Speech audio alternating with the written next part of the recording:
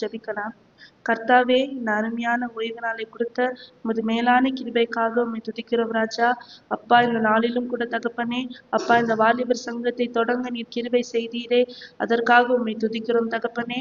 அப்பா, இந்நாளிலும் கூட தகப்பனே, நாங்கள் கற்றுக்கொள்ளக்கூடிய அப்பா உமது வசனத்தை அப்பா நீங்க கூட தகப்பனே எங்களுக்கு தகப்பனே நீங்க கொடுத்திருக்கீங்க ராஜா. இந்த வசனத்தை கூட தகப்பனே நாங்க எங்களோட மனதில் அப்பா வைத்துக்கொள்ள நீங்க கிருபை செய்யுங்க. ஆமென். வாசிக்கலாம். யாராச்சும் ஒருத்தர் எடுத்து வாசிங்க. மத்தேயு 6ஆம் அதிகாரம் 34வது வசனம்.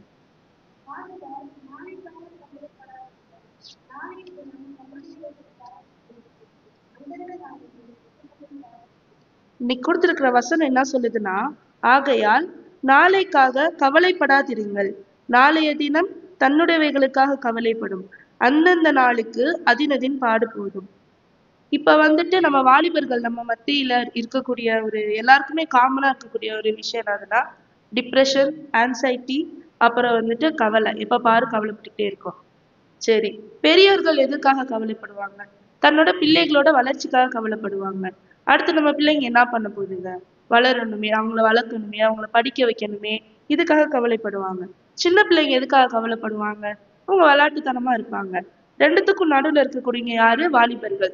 வாலிபர்கள் நம்ம எதுக்காக கவலைப்படுவோம்? யாராச்சும் சொல்ல முடியுமா? வாலிபர்கள் மத்தியில என்ன கவலை இருக்கும்? எதிர்காலத்தை குறித்த கவலை. எல்லாருக்குமே இருக்கக்கூடிய ஒரு விஷயம் என்னன்னா எதிர்காலத்தை குறித்த கவலை. காலேஜ் படிச்சுட்டு இருந்தா காலேஜ் நம்ம படிச்சிட்டோம், அடுத்து நம்ம என்ன பண்ண போறோம்? நம்ம வாழ்க்கையில அடுத்து என்ன நடக்க போகுது? நம்ம நல்ல வேலைக்கு போயிடுவோமா? அதே ஏதாச்சும் நடந்துருமோ? வேலை கிடைக்காம போயிடுவோம்னு சொல்லிட்டு எல்லா வாலிபர்களுக்குமே வந்துட்டு இந்த கவலை இருக்கும். ஃபைனல் இயர்ல இருக்கும், தேர்ட் இயர் ஃபைனல் இயர்ல கண்டிப்பா வந்துட்டு எல்லாருக்குமே இருக்கக்கூடிய ஒரு விஷயம். அதுக்காக தான் இன்னைக்கு இந்த வசனத்தை கூட கடவுள் கொடுத்திருக்காரு. நாளைக்காக நம்ம என்ன பண்ணக்கூடாதான்? கவலைப்படவே கூடாதான். நாளைய தினம் தன்னுடையவர்களுக்காக கவலைப்படும் அப்படின்னு சொல்லியிருக்காரு. இதுக்கு உதாரணமா வந்துட்டு ஒண்ணு சொல்லியிருக்காரு.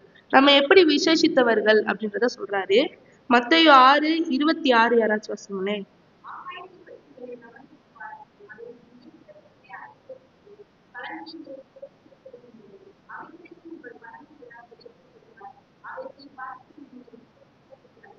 ஆகாயத்து பட்சிகளை கவனித்து பாருங்கள் அப்படின்னு சொல்றாரு. ஆகாயத்து பட்சிகள்னா பறவைகள். பறவைகளை பாருங்களேன். அது வந்துட்டு நம்மள மாதிரி உழைக்குதா? கிடையாது. அதே மாதிரி அது விதை போட்டு வளர வைக்குதா? கிடையாது. ஆனா அந்த ஆகாயத்து பட்சிகளுக்கு கூட நம்மளோட கடவுள் என்ன பண்றாராம்? பிழைப்பை கொடுக்குறாரு, டெய்லி உணவை கொடுக்குறாரு. அப்ப 5 அறிவு இருக்கக்கூடிய அந்த ஆகாயத்து பறவைகளுக்கே எவ்வளவு கொடுக்குறாருன்னா, 6 இருக்கக்கூடிய நமக்கு எவ்வளவு கொடுத்திருக்கிறாரு? அப்புறம் நம்ம ஏன் கவலைப்படுறோம்? அதுக்காக கேட்கிறாரு பாரு, அவைகளை பார்க்கிலும் நீங்கள் விசேஷித்தவர்கள் அல்லவா அப்படின்னு சொல்றாரு. அப்ப அவர்களை பார்க்கிலும் நம்ம எப்படிப்பட்டவங்களாம்? விசேஷித்தவர்களாம். அடுத்து பாருங்களேன், 27வது வசனத்துல, கவலைப்படுகிறதுனாலே உங்களில் எவன் தன் சரீர அளவோடு ஒரு முழத்தை கூட்டுவான்னு கேட்கிறாரு. கரெக்டா தானே கேட்டிருக்காரு. நம்ம கவலைப்படுறதுனால நம்மளோட சரீரத்தோட நம்ம ஒரு முழத்தை கூட்ட முடியுமா? கூட்ட முடியாது. அப்ப நம்ம எதுக்காக கவலைப்படுறோம் அப்படின்னு சொல்றாரு. இப்ப எதுக்காக கவலைப்படுறோம்? ஒரு சில பேர் உணவுக்காக, உடைக்காக நம்ம கவலைப்படுறோம். 28வது வசனத்தை பாருங்களேன். உடைக்காகவும் நீங்கள் கவலைப்படுகிறது என்னன்னு கேட்டிருக்காரு. அதுக்கு ஒரு உதாரணத்தை கொடுக்கிறாரு. காட்டு புஷ்பங்கள் எப்படி வளருகிறது என்று கவனித்து பாருங்கள், அவைகள் உழைக்கிறதும் இல்லை, நூற்கிறதும் இல்லை என்றாலும் சாலமோன் முதலாய் தன் சர்வ மகிமையிலும் அவைகளில் ஒன்றை போலாகிலும் உடுத்தியிருந்ததில்லை என்று உங்களுக்கு சொல்லுகிறேன்னு சொல்றாரு. காட்டு புஷ்பங்கள், புஷ்பங்கள் என்னது? மலர்கள். காட்டு மலர்களை பாருங்களேன். அது இன்னைக்கு முளைக்கும், நாளைக்கு அது என்ன ஆகும்னு அதுக்கே தெரியாது. ஆனா அப்படிப்பட்டதுக்கு கூட எப்படிப்பட்டு கொடுத்திருக்காரு அப்படின்னா, அழகா வந்துட்டு அது கூட அழகான ஒரு உடையை வந்துட்டு கொடுத்திருக்காரு அப்படின்னு சொல்றாரு. அந்த உடை வந்துட்டு அவ்வளவு பெரிய ஞானி, அவ்வளவு பெரிய அரசன் சாலமோன் கூட அப்படி உடுத்திருந்தது இல்லையா? அப்ப இன்னைக்கு முளைச்சு நாளைக்கு அடுப்புல போடக்கூடிய அந்த புல்லுக்கு கடவுள் எவ்வளவு செஞ்சிருக்காருன்னா, நம்மளெல்லாம் வந்துட்டு தன்னோட மூச்சை கொடுத்து தன்னோட சுவாசத்தை கொடுத்து 7 நாள் படைச்சாரு. உலகத்தை எத்தனை நாள் படைச்சாரு? 7 நாள். ஒரு நாளையும் நமக்காக படைச்சு அவ்வளவு பெரிய ஏதேன் தோட்டத்தை கொடுத்து எல்லாத்தையுமே கொடுத்த 6 நாள் படைச்சாரு. 7ஆவது நாள் நம்ம ஓய்வு நாள் இருந்தோம். அப்ப வந்துட்டு அவ்வளவு படைச்ச கடவுள் வந்துட்டு நமக்கு எவ்வளவு பெரிய விஷயத்த கொடுத்திருக்காரு. அப்புறம் நம்ம எதுக்காக நம்ம கவலைப்பட்டுக்கிட்டே இருக்கோம்? அதே இப்ப 30வது வசனத்தை பாருங்களேன். அற்ப விசுவாசிகளே, இன்றைக்கு இருந்து நாளைக்கு அடுப்பிலே போடப்படும் காட்டுப்புல்லுக்கு தேவன் இவ்விதமாக உடுத்துவித்தால் உங்களுக்கு உடுத்துவிப்பது அதிக நிச்சயம் அல்லவான்னு கேட்கிறாரு. என்னத்தை குடிப்போம், நம்ம என்னத்தை உடுத்துவோம், இதுக்கப்புறம் நம்ம என்ன பண்ண போறோம்னு எதுக்காக நீங்க கவலைப்படுறீங்க அப்படின்னு கேக்குறாரு. சரி, அப்ப நீங்க சொல்றீங்கல்ல கவலைப்பட வேணாம்னு. அப்ப நான் கவலை இல்லாம இருக்கணும்னு நான் என்ன பண்ணணும்? அதற்கு வந்துட்டு 33வது வசனத்தை வாசிங்களேன்.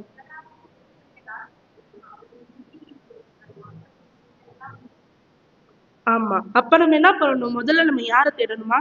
கடவுளையும் அவருடைய ராஜ்யத்தை தேடணும். அப்ப என்ன பண்ணணும்? நம்ம ப்ரேயர் பண்ணணும். டெய்லி நம்ம வசனம் வாசிக்கணும், ப்ரேயர் பண்ணணும். வசனம் வாசிக்க மட்டும் கூடாது. அதை வந்துட்டு ஞானத்தினால நம்ம வாசிச்சு அதுல என்ன மீனிங் இருக்கு, எல்லாமே என்ன சொல்றாங்க அப்படின்றத நம்ம புரிஞ்சுக்கணும். புரிஞ்சுட்டு அப்படி தேடினாதான் நமக்கு எதெல்லாம் கொடுக்கப்படுமா, இதுக்கு முன்னாடி அவர் கொடுத்திருக்காருல்ல, இப்ப இந்த விஷயங்கள் எல்லாமே வந்துட்டு நமக்கு கிடைக்குமா.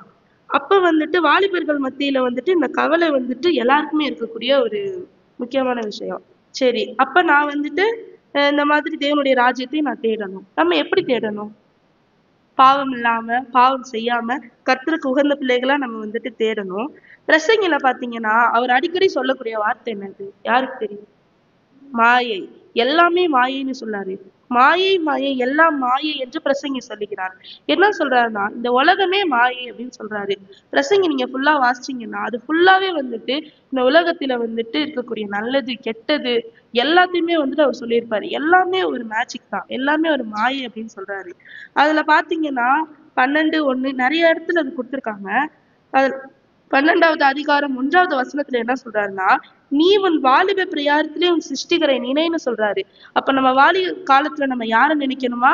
கர்த்தரை நினைக்கணுமா. அப்படி நினைச்சா மட்டும்தான் நமக்கு இருக்கக்கூடிய எல்லா ஆசீர்வாதங்களும் கிடைக்கும். உபாகமம் 28ல நம்ம பாக்குறோம், கர்த்தர் வந்துட்டு முதல் 14 வசனங்கள்ல வந்துட்டு நமக்குள்ள ஆசீர்வாதங்கள் எல்லாத்தையும் கொடுத்திருக்காரு. அது எல்லாமே நமக்கு கிடைக்கணும்னா நம்ம என்ன பண்ணணுமா? அவருடைய ராஜ்யத்தையும் எல்லாத்தையுமே நம்ம தேடணும். இப்ப நம்ம வந்துட்டு இந்த வாலிப காலம்ன்றது நம்ம எல்லாரும் தடுமாறக்கூடிய ஒரு காலம். இப்ப சின்ன பிள்ளைல நமக்கு எந்த விஷயமே தெரியாது. ஆனா இந்த ஏஜ்ல வந்துட்டு இந்த 15 வயசு 13ல இருந்து சொல்றாங்க. 13 வயசுல இருந்து ஒரு 25 வயசுக்குள்ள நம்ம வந்துட்டு அதிகமா தடுமாறக்கூடிய காலம். நம்ம நிறைய நம்மள அறியாமையே வந்துட்டு பாவங்களுக்குள்ள போகக்கூடிய இந்த காலம். இந்த காலத்துல நம்ம வந்துட்டு கடவுளை நம்ம தேடல அப்படின்னா நம்ம பாவ வழிகளுக்குள்ள நம்மள அறியாமலேயே வந்துட்டு சீக்கிரமா விழுந்துருவோம். சாத்தான் நம்மள பயங்கரமா வந்துட்டு என்ன பண்ணுவான்? சோதிப்பான். அப்ப பாருங்களேன், 6ஆம் அதிகாரம் 22வது வசனத்துல பாருங்க. கண்ணானது சரீரத்தின் விளக்காயிருக்கிறது. உன் கண் தெளிவாயிருந்தால் உன் சரீரம் முழுவதும் வெளிச்சமாயிருக்கும். உன் கண் கெட்டதாயிருந்தால் உன் சரீரம் முழுவதும் இருளாயிருக்கும். இப்படி உன்னிலுள்ள வெளிச்சம் இருளாயிருந்தால் அவ்விரல் எவ்வளவு அதிகமா இருக்கும்னு சொல்றாரு. அப்ப கண்ணானதுதான் என்னது? நம்ம சரீரத்தின் வெளிச்சம்.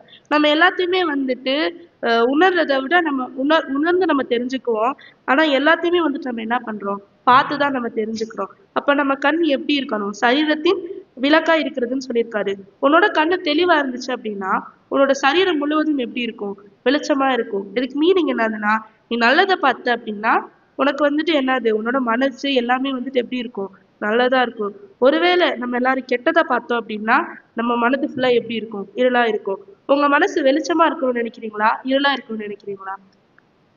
வெளிச்சமா இருக்கணும். அப்ப நம்ம இந்த வாலிப காலத்துல நம்ம என்ன பண்ணணும்? தீமையானது எல்லாத்தையும் விட்டு விலகணும், கண்ட்ரோல் பண்ணிக்கணும். நம்ம கண்ட்ரோல் பண்ணா மட்டும்தான் அதை விட்டு நம்ம வெளியில வர முடியும். உங்களுக்கு ஏதாச்சும் நம்ம பாவம் செய்ய போறோம், தெரிஞ்சு ஒரு சில பாவங்கள் செய்வோம், தெரியாம ஒரு சில பாவங்கள் செய்வோம். தெரிஞ்சே வந்துட்டு எப்படி சொல்றது, ஒரு பொய் சொல்றதா கூட நம்ம எடுத்துக்குவோமே, அது சொல்லக்கூடாதுன்னே 10 கட்டளைகள்ல அது ஒரு கட்டளை. பொய் சாட்சி சொல்லக்கூடாது, பொய் சொல்லக்கூடாதுன்றது ஒரு கட்டளை. அப்ப நம்ம பொய் சொல்லக்கூடாது. நம்ம ஏதோ தப்பு பண்ணிட்டோம், நம்ம பேரண்ட்ஸ் நம்மளை திட்டுவாங்கன்னு சொல்லிட்டு ஒரு பொய்யை கூட நம்ம சொல்ல போறோம்னு வச்சுக்கோங்களேன். அது சொல்றதுக்கு முன்னாடி நீங்க என்ன பண்ணணும்னா நம்ம தப்பு பண்றோம் அப்படின்றத உணரணும். உணர்ந்து நம்மளை கண்ட்ரோல் பண்ணிக்கணும். ஒருவேளை உங்களுக்கு ஏதாச்சும் ஒரு பயமா இருக்கு, எந்த இடத்துலயாச்சும் நமக்கு பயமா இருக்கு அப்படின்னா, அந்த இடத்துல நீங்க மத்ததை யோசிக்கிறத விட்டுட்டு நம்ம கடவுளை நம்ம யோசிச்சோம் அப்படின்னா நமக்கு அந்த பயம் எல்லாமே நம்மளை விட்டு போயிடும். சோ எதுக்காகவும் கவலைப்பட வேணாம் அப்படின்னு சொல்றாரு.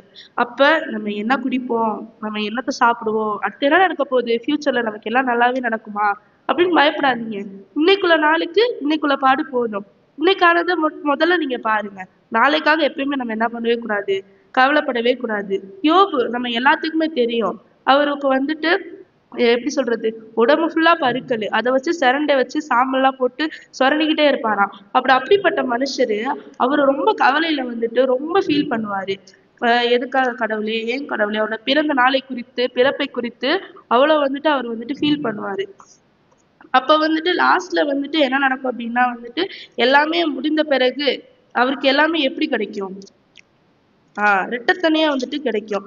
அதுலயே பாருங்களேன், யோபுல வந்துட்டு கடைசி அதிகாரம், அதாவது 42வது அதிகாரம் 12ல பாத்தீங்கன்னா, கர்த்தர் யோபின் முன்னிலைமையை பார்க்கிலும் அவன் பின்னிலைமையை ஆசீர்வதித்தார்னு இருக்கு. அப்ப நம்ம என்ன பண்ணணும், இன்னைக்கானது குறித்து நம்ம யோசிக்கவே கூடாது. இன்னைக்கு குறித்து யோசிக்கணும், அடுத்து என்ன நடக்கும், ஃபியூச்சர்ல என்ன நடக்கும்னு சொல்லிட்டு நம்ம யோசிக்கவே கூடாது, கவலையே படக்கூடாது அப்படின்னு சொல்றாங்க. அப்ப கவலைப்படாம இருக்கணும்னா நான் தேவனுடைய ராஜ்யத்தை தேடணும். தேவனுடைய ராஜ்யத்தை நம்ம தேடணும்னா அதுக்கு நம்ம முதல்ல உண்மையா இருக்கணும். நம்ம கண் தெளிவா இருக்கணும். உன் கண் இடையினாக்கினால் அதை பிடுங்கி போடுன்னு சொல்லிட்டு கர்த்தர் சொல்லியிருக்கிறாரு. அப்ப பிடுங்கி போடுன்னா அவர் என்ன மீனிங்ல சொல்றாருன்னா, அப்ப நீ பார்க்காத, அந்த தப்ப நீ செய்யாத அப்படின்னு சொல்லிட்டு அவர் சொல்லிட்டே இருக்காரு. சிலுவை நாதர் இயேசுவின்னு ஒரு பாட்டுல இருக்குது. அதுல என்னது, நம்ம பாவம் செய்யறோம்ல, இப்ப வந்துட்டு உன் கையால நீ பாவம் செஞ்சினா தன்னோட கைகள் இருக்கக்கூடிய காயங்களை அவர் பார்க்கிறாராம். உன்னோட கால் வந்துட்டு தப்பான வழியில போகுது அப்படின்னா அப்ப அவர் என்ன பண்றாரு, தன்னோட காலில் இருக்கக்கூடிய காயங்களை பார்க்கிறாரு. இப்படிப்பட்ட அவர் வந்துட்டு நமக்காக தான் வந்துட்டு சிலுவையில அறையுறாரு, நமக்காக தான் வந்துட்டு ரத்தம் சிந்தினாரு, அவ்வளவு காயமும் நமக்காக தான் பட்டாரு. ஆனா நாம என்ன பண்றோம், நமக்கு இவ்வளவு கொடுத்தோம், நமக்கு உடை உயிர், அதாவது டெய்லி கடவுள் உயிர் கொடுக்கறதே பெரிய விஷயம். இவ்வளவு உயிர் எல்லாமே கொடுத்தோம், நம்ம என்ன பண்றோம், சின்ன சின்ன விஷயத்துக்கு கூட என்ன பண்றோம், கவலைப்பட்டுக்கிட்டே இருக்கோம். மன அழுத்தம், டிப்ரெஷன். எதுக்காக டிப்ரெஷன் வருது, கவலைனால தானே வருது. அப்ப நீங்க என்ன பண்ணாதீங்க, கவலைப்படாதீங்க. நீங்க வந்துட்டு எப்பவுமே தைரியமா இருங்க, உங்களுக்காக நான் இருக்கேன் அப்படின்னு சொல்றாரு. கர்த்தருக்கு பயப்படுதலே ஞானத்தின் ஆரம்பம்னு சொல்லியிருக்காரு. அப்ப நம்ம முதல்ல என்ன பண்ணணும், கர்த்தருக்கு பயப்பட்டு அவர் வழியில நடக்கணும். நடந்து அவருடைய ராஜ்யத்தை தேடணும் அப்படின்னா நமக்கு கவலையே இல்லை. உங்களுக்கு ஃபியூச்சரை குறிச்சு பயமா இருக்கா, பைபிளை தரங்க, உட்கார்ந்து ப்ரேயர் பண்ணுங்க. ஏசப்பா எனக்கு இப்படி பயமா இருக்கு, நான் என்ன பண்ணுன்னு கேளுங்க. அவர் வந்துட்டு உங்களுக்கு என்ன பண்ணுவாரு, என்ன பண்ணுவாரு, ஆறுதல் சொல்லி பயப்படாத மகளே அப்படின்னு சொல்லிட்டு சொல்லுவாரு. டெய்லி வசனத்தை வாசிங்க. ஏதாச்சும் ஒரு பரீட்சை பத்தி பயமா, ஃபியூச்சரை பத்தின பயமா, எல்லாத்துக்கும் நீங்க என்ன பண்ணுங்க, அவரை முதல்ல கொண்டு வாங்க. அவரை கொண்டு வந்தீங்கன்னா நம்ம எல்லாருமே வந்துட்டு என்ன பண்ணிக்கலாம், பயத்துல இருந்து வெளிப்பட்டுக்கலாம். இப்ப வாலிபர்களே, உங்கள் மத்தியில கர்த்தர் இன்னைக்கு சொல்றது என்னதுன்னா, நாளை தினத்தை குறித்து என்ன பண்ணாதீங்க, கவலைப்படாதீர்கள் அப்படின்னு சொல்றாரு. முதலாவது தேவனுடைய ராஜ்யத்தையும் அவருடைய நீதியும் தேடுங்கள் அப்படின்னு சொல்றாரு. ஜெபிக்கலாம். கர்த்தாவே, தகப்பனே, இந்த அருமையான நாளை கொடுத்ததற்காக நன்றி ராஜா. இந்த நாளிலும் கூட தகப்பனே, கவலைப்படாதிருங்கள் என்று இந்த வாலிப பிள்ளைகளுக்கு நீங்க தெரிவிச்சிருக்கீங்க தகப்பனே. அப்பா, நாளை தினத்தை குறித்து நாங்கள் கவலைப்படாமல் அப்பா உங்களுடைய ராஜ்யத்தையும் உங்களுடைய நீதியும் தேட அப்பா நீங்க கிருபை செய்யுங்க ராஜா. அப்பா, யோபுவை போல தகப்பனே அப்பா அதிகமான ஆசீர்வாதத்தை பெற்றுக்கொள்ள நீங்க கிருபை செய்யுங்க தகப்பனே. ஸ்தோத்திரம் அப்பா. அப்பா, இந்த வாலிபர்கள் மத்தியில தகப்பனே இருக்கக்கூடிய பாவங்கள் எல்லாத்தையும் நீங்க மன்னிங்க தகப்பனே. அப்பா, இனிமேல் தகப்பனே பாவம் செய்ய அப்பா தூண்டப்பட போருக்கு தகப்பனே. அப்பா, நீர் எங்களுக்கு முன்பாக வந்து அப்பா அதை செய்யாதே என்று அப்பா நீங்க சொல்லுங்க தகப்பனே. அப்பா, ஒரு நேரத்தையும் கூட தகப்பனே எங்களை சுற்றி அப்பா நீங்க பாதுகாப்பா இருங்க தகப்பனே. உமது கல்வாரியின் ரத்தத்தினாலே அப்பா தெளித்து எங்களை பாதுகாத்து கொள்ளுங்க. இயேசுவின் மூலம் ஜெபிக்கிறேன் ஜீவனுள்ள நல்ல பிதாவே, ஆமென்.